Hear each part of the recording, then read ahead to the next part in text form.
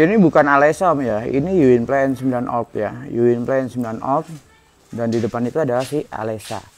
Ini saya mau review jalan si Alesa Om ya.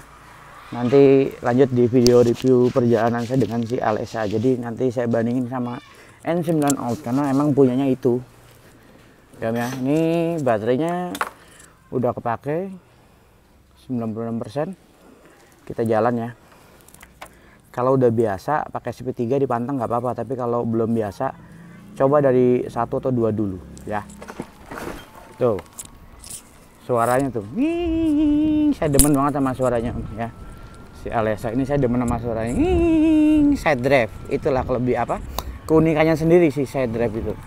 Nah, saya tuh demen sama suaranya kayak itu, gitu. Depannya tuh luas ya, lega lah, ciri khasnya molis-molis tuh lega. Ini malah saya bilang nih motor tuh sebenarnya copy paste-nya N9 Alt sih, cuman bedanya dia lebih tinggi sedikit, dah itu aja sih. Lebihnya sama. Nanti ada video pembanding dia antara ini sama N9 Alt. Nah, ya saya lanjut lagi Om ya. Terus ini Om, suspensi nih, lihat ya, suspensi ya, ini posisi tidur nih. Suspensinya lebih empuk sih dibanding N9 Alt. Mungkin dia sedikit lebih tinggi ya suspensinya, jadi lebih empuk, lebih berasa lebih enak aja nih. Polisi tidur lagi depan nih. Lebih enak lah intinya suspensinya. Tuh, nggak sakit gitu, nggak ngocok di perut ya. Oke lah, sebenarnya itu standar lah, molis mah nggak terlalu empuk-empuk banget juga nggak apa-apa. Nanti saya tes di tanjakan aja ya sambil berhenti. Om, si Alesa ini baterainya 72 volt 27 ampere Om ya. Tipenya level 4 LFP.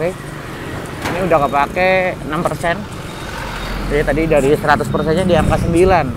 Ini di angka 12 ya. Dan saya pantengin aja di SP3 karena saya lebih nyaman dengan SP3. Satunya tuh kalau saya bilang kayak kepakainya buat macet-macetan doang ya, lemot lah saya bilang, tapi nggak nyentak gitu loh, halus banget. Speed 2 nya lumayan lah, jadi buat yang kagetan pakai speed 2 aja. Kalau speed 3 itu tenaganya asli kayak kesimpan ya, jadi kita muntir gas dari 0 sampai atas tuh ngisi terus gitu. Jadi kalau saya sih dipantang di speed 3 aja. Saya yang udah pernah pakai N9 Alt cukup lama ya. Bahkan tadi kan di rumah tuh ada warna putih ya, itu N9 Alt saya atas nama saya sendiri. Itu udah saya suratin Om ya. Dulu nyuratin masih mahal Om. 2 juta lebih tuh saya nyuratin. Dan dulu tuh N9 Alt itu harganya barunya 13 juta apa 14 juta gitu. Dan baterainya cuma SLA.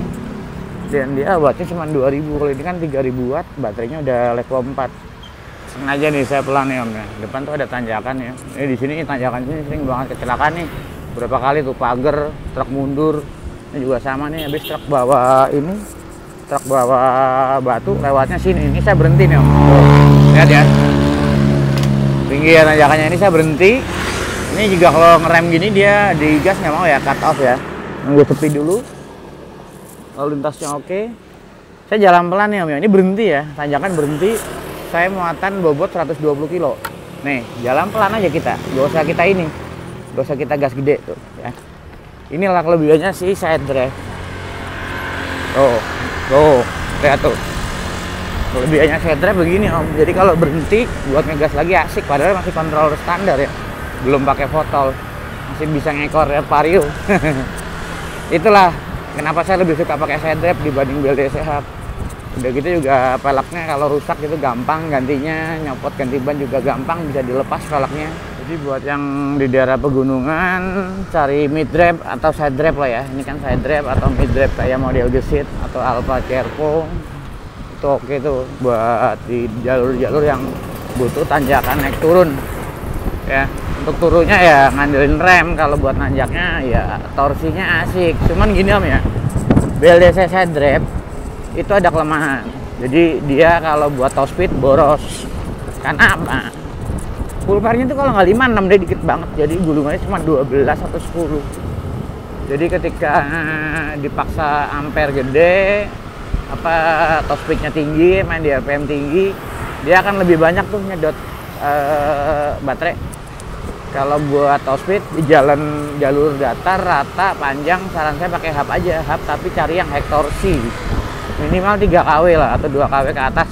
Nah, itu enak tuh kalau buat di jalur rata mulus, buat senang top speed ya, yang senang lari 100 km per jam lebih, saran saya pakai BLDC hub. Tapi kalau buat jalur pegunungannya nggak butuh top speed tapi butuhnya torsi, ya ini side drive atau mid drive gitu. Kalau mid drive kan ada gesit, Alfa Cervo, cuman dia ada fan belt, jadi ada perawatan tuh di situ.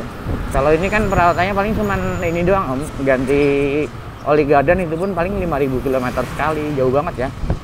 Itu doang sih, karena dia nggak pakai fan belt dan dia langsung gigi rasio. Jadi ya itulah kelebihannya. Kalau rasio itu ketika buat nanjak dari posisi diam, dari diam idle terus nanjak itu torsinya enak dan dikasih muatan gede pun dia nggak ada masalah gitu. Ini tanjakan yang kemarin si Alfa berhenti om ya. Saya berhenti lagi aja di sini om. Depan tuh saya berhenti di sebelah kiri sambil lihat belakang kondisi aman. Saya coba jalan lagi. Ya, saya berhenti sini aja ya. Nih, saya berhenti di sini di pinggir aja cari aman ya. Oke. Berhenti di pinggir, lihat belakang aman, nanti saya jalan lagi om ya. Biar aman dulu. Ini cut off nih om tuh. Cut off nih memang harus terbiasa nih om. Oke, aman, jalan. Ya, tuh. Nah, itulah. Torsinya dari berhenti itu asik. Tuh.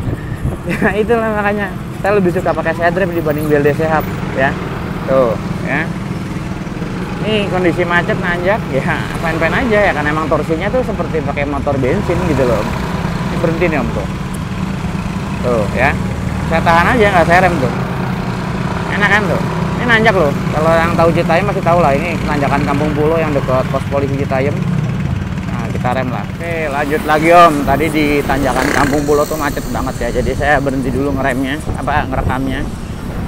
Intinya macet tanjakan, berhenti nggak ada masalah. Torsinya instan. Ibaratnya kita pakai motor bensin, torsinya gede, tapi nggak ada getaran, nggak ada suara mesin. Nah, jadi asiknya di situ. Ya, cuman bukan berarti kemarin Alfa ya One yang saya pakai itu jelek. Kalau dari segi duduk, kenyamanan sih nyaman itu dibanding si Alesa ini. Karena Alesa ini cenderung jongkok tuh. Jadi dia tuh antara deck sama jok itu pendek. Mirip lah kayak pakai Polytron. Jadi kalau saya bilang posisi duduknya posisi jongkok gitu. Terus ya itu saya bilang tadi, kalau buat naik turun pegunungan, mid drive atau side drive buat saya itu yang bagus. Tapi kalau buat jalur rata kayak di Jakarta ya pakai hub aja gitu. Cuman ya repotnya paling kalau ganti ban nggak semua tukang ban mau. Walaupun ada tapi nggak semua mau. Mungkin masih takut kali ya, namanya teknologi baru. Mereka takut kena kabel, takut kesetrum mungkin. Nah ya itu doang sih kelemahannya. Tapi kalau buat dari segi efisiensi yang BLDC hub itu lebih baik ya dibanding side drive atau mid drive. Nah terus suspensi om tadi ya, suspensinya ini lebih baik dibandingkan 9 out. Lebih baik ini dibanding Impreza saya.